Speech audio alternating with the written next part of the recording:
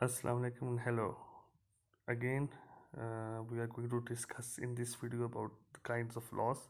जैसा कि हमने प्रीवियसली वीडियो में डिस्कस किया था, तो आज हमने चूज़ किया है कन्वेंशनल कस्टमरी इंटरनेशनल लॉस को. So let us start.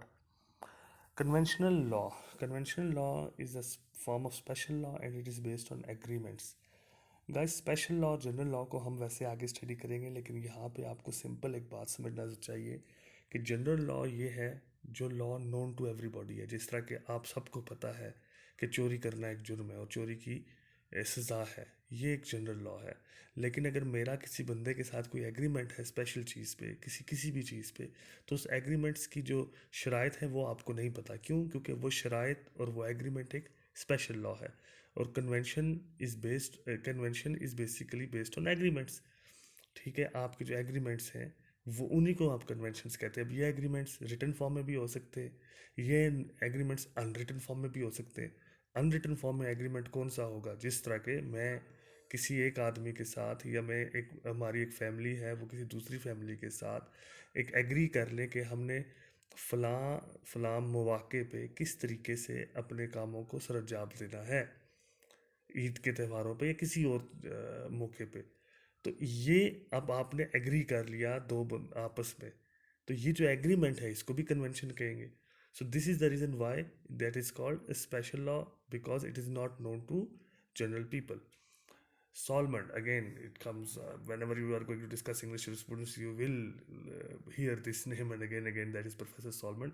He described it that convention law is based on those rules which are agreed upon by persons for their mutual conduct. For sure, through agreements. आप agreement के साथ करते क्या है? Agreement की वजह से आप अपना और किसी दूसरे शख्स का कंडक्ट जो है उसको बाकायदा एक फ्रेम कर रहे होते हैं. यानी कि मैं अगर एग्रीमेंट करता हूँ एक बंदे के साथ के फिर उसने मुझे अपना हाउस सेल करना है, मैं एक मिसाल दे रहा हूँ आपको, तो इसका मतलब ये है कि मेरा कंडक्ट क्या होना चाहिए कि मैं उसको पेमेंट करूँ, उसका कंडक्ट ये होना चाहिए कि वो मुझे हाउस मेरे नाम करे. तो ये is a special law. Why? क्योंकि उसके अंदर की जो कंडीशंस हैं, जो उसमें जो पॉइंट्स हैं उस एग्रीमेंट के, वो हर एक को नहीं पता. It is binding on those who are previously agreed to it. For sure if you agree with somebody then you can not go back. ये तो हमारा ये सोशल नॉर्म्स के भी ख़िलाफ़ है और लीगल नॉर्म्स के भी ख़िलाफ़ है. And even as a Muslim and as a human being also. International law is also an example of it. Why? How? Because you will see it. We will discuss international law. लेकिन यहाँ पे भी आपको ये बात समझ में आनी चाहिए कि इंटरनेशनल लॉ में भी एक मुल्क दूसरे मुल्क के साथ एग्रीमेंट करता है. जिस किसी भी, चाहे वो कोई इंपोर्ट का एग्रीमेंट हो सकता है, एक्सपोर्ट का एग्रीमेंट हो सकता है, वीज़ाज़ की रिलैक्सेशन का एग्रीमेंट हो सकता है. तो ये जो एग्रीमेंट है ये भी कन्वेंशनल लॉ के अंदर ही आता है. laws of different sports, for example you can say laws of cricket, laws of football. I mean laws of football and cricket, of course कभी तो आज से काफ़ी साल पहले कुछ लोगों ने मिल के बैठ के ये फैसला किया होगा ना कि क्रिकेट के लॉज कैसे होने चाहिए, फुटबॉल के रूल्स कैसे होने चाहिए. तो ये जो मिल के बैठना और एग्री करना है, इसी को ही कन्वेंशनल लॉ कहते हैं. Next is customary law. Okay, customs are those general and uniform practices which has force of laws. यानी कि आप ये समझें कि अगर एक किसी काम को हम लोग बार बार रिपीटेडली करना शुरू कर दें, तो कुछ अरसा बाद ऐसे हो लगता है हमें कि अगर हमने इस तरह से अगर हमने ये काम करना है तो फिर उसी तरीके से करना है. हमारे जहनों में ये बात बैठ जाती है. तो दिस इज़ व्हेन, और जब यही बात इसको स्टेट अपने पास ले ले तो फिर ये उसके तो फिर उसकी बेस पे एक लॉ भी बन जाता है. जिस तरह के जो मैरिज लॉज थे हमारे जो मैरिज लॉज थे वो पहले कस्टम्स पे बेस करते थे, लेकिन उसके बाद हुकूमतों ने मुख्तलिफ एराज में उसको फिर लॉ ऑफ लैंड का हिस्सा बनाया, उसको राइटिंग में लेके आए. आज पाकिस्तान में जिस तरह के, मैं एक मिसाल दे रहा हूँ, निकाहनामे का एक फॉर्म है, तो वो क्यों है? क्योंकि स्टेट ने उस कस्टम को कि लोग यहाँ पे निकाह करते हैं, लोग यहाँ पे शादियाँ करते हैं, तो आए इसको रेगुलराइज करें. तो उन्होंने उसी कस्टम को लॉ की शक्ल दे दी। सो बहरहाल these are the general uniform practices.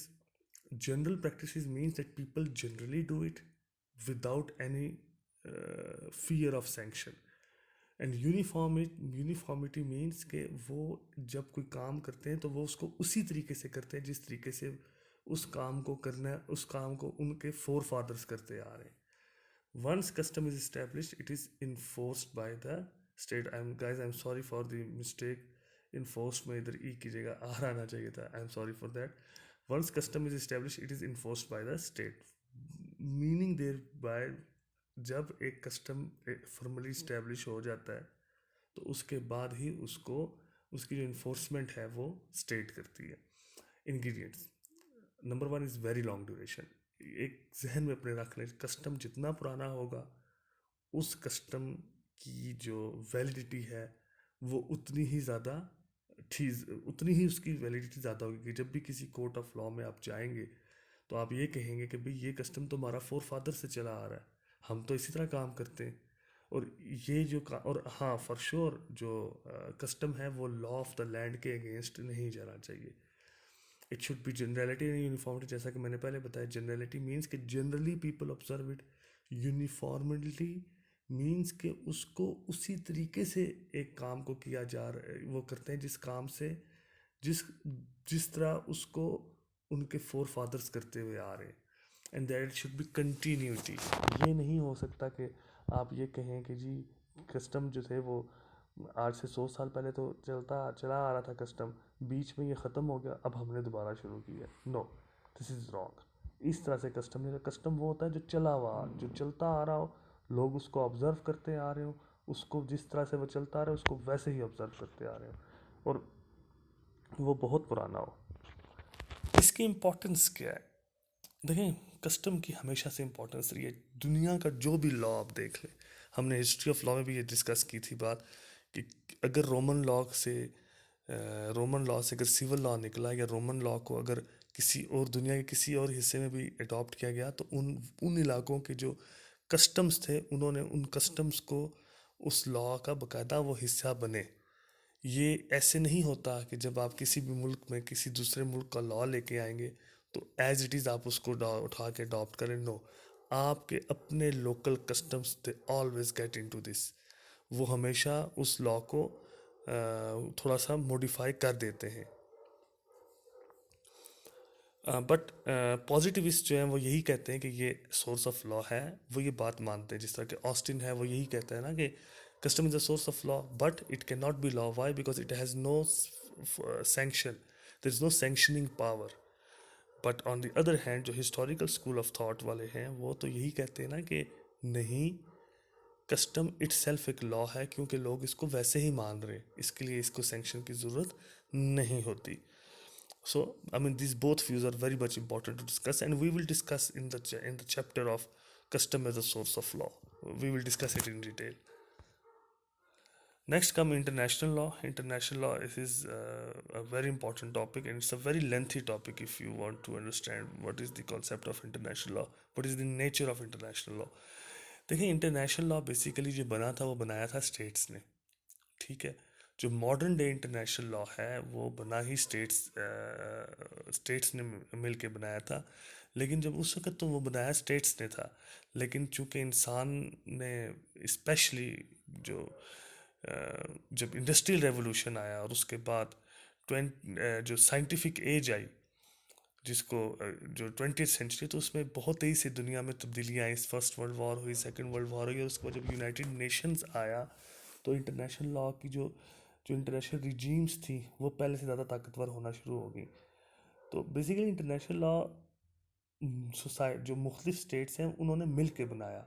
उन्होंने मिल के ये सोचा कि आइंदा हमने जंगें नहीं करनी और जंगों को रोकने के लिए हमें आपस में जो एक दूसरे के साथ हमने इसी दुनिया में रहना है, एक ही दुनिया में रहना है जो जिस तरह है। तो इंसान ने इंसानियत को बचाने के लिए इंटरनेशनल लॉ की उस वक्त बुनियाद जो मॉडर्न डे इंटरनेशनल लॉ की बात कर रहा हूँ उसकी बुनियाद रखी। It is the body of rules which are adopted greatly by states. Greatly by states क्यों? क्योंकि स्टेट्स ने ही बेसिकली इंटरनेशनल लॉ की बुनियाद रखी थी to conduct the relations with each other, कि आपस में हम इन स्टेट्स ने इसलिए लॉज बनाया ना कि आपस में उनकी डीलिंग्स कैसी होनी चाहिए। And among international organisations, for example W H O एक इंटरनेशनल ऑर्गेनाइजेशन है, और वो अगर किसी मुल्क के साथ काम करेगी तो वो भी इंटरनेशनल लॉ के अंडर ही आएगा। इंडिविजुअल्स ऑल्सो, इंडिविजुअल्स इस तरह के डिप्लोमेट्स हैं, डिप्लोमेट्स को यहाँ पे जिस तरह पाकिस्तान में डिप्लोमेट्स हैं या हमारे किसी और मुल्क में, तो उनको इम्यूनिटी हासिल होती है अंडर इंटरनेशनल लॉ के, उनको उनके खिलाफ प्रोसिक्यूशन नहीं हो सकती।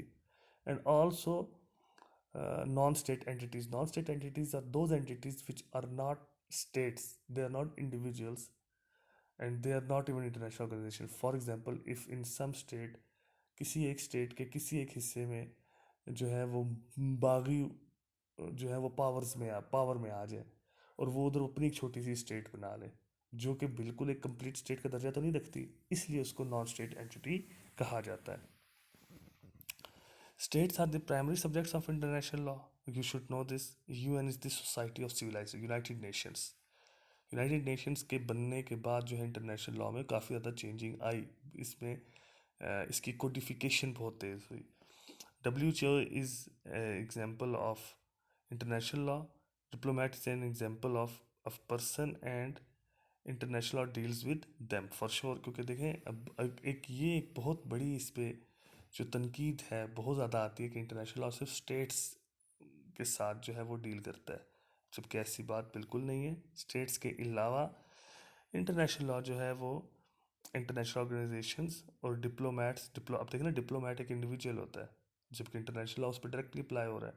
इंटरनेशनल ऑर्गेनाइजेशन जैसे WHO है, ये भी इंटरनेशनल लॉ के अंडर ही बनी है। तो ये ना आप कहें कि सिर्फ स्टेट्स को डील करता है, इंटरनेशनल लॉ ऑर्गेनाइजेशंस को भी डील कर रहा है, पर्सनस को भी डील कर रहा है, और नॉन स्टेट एंटिटीज़ जिस तरह के इंसर्जेंट्स हो गए, इंसर्जेंट्स यानी बागी किसी इलाके में, it lacks sovereign. So now we talk about the nature of international law. It lacks sovereign. Why? Because all the states are considered equal. There is no sovereign.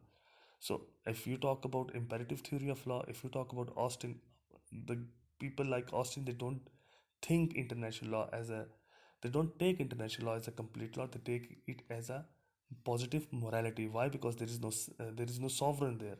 और सेंक्शंस भी जो है वो बहुत वीक हैं, यानी कि आप अगर कोई स्टेट को गलत काम करती है तो आप स्टेट को बंद नहीं कर सकते।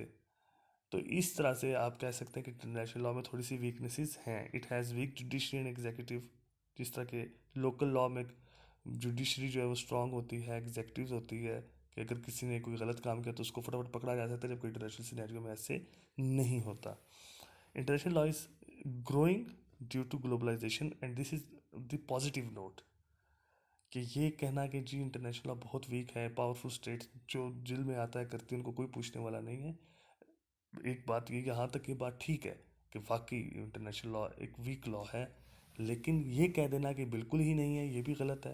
यानी जो ऑस्टिन ने जिस तरह से इसको क्रिटिसाइज किया, तो बहरहाल आपको ये बात समझ आनी चाहिए कि चूँकि globalisation is increasing, people are not depending upon one another. For example different states are depending upon one another. जब कि आप कहते हैं कि किसी मुल्क की बरामदात आते हैं, बरामदात क्यों आते हैं? क्योंकि उसको दरामद करने वाले मुल्क भी हैं। तो इसलिए हम कह सकते हैं कि इंटरनेशनल लॉ की जो इम्पोर्टेंस है वो बहुत बढ़ रही है। International law basically is based on those those rules, those treaty rules which different states have written with each other। यानी कि मुख्तलिफ ममालिक ने जब आपस में ट्रीटीज़ बनाई स्पेशली, तो उस वक्त इंटरनेशनल लॉ जो है वो बहुत तेज़ी से तरक्की की। क्योंकि international law basically international law जो है वो बंद ही दो से रहा है, ज़्यादातर कस्टम से या फिर ट्रीटी रूल से। तो याद रखिए कि international law is based on customs and treaty rules on the major part. Thank you.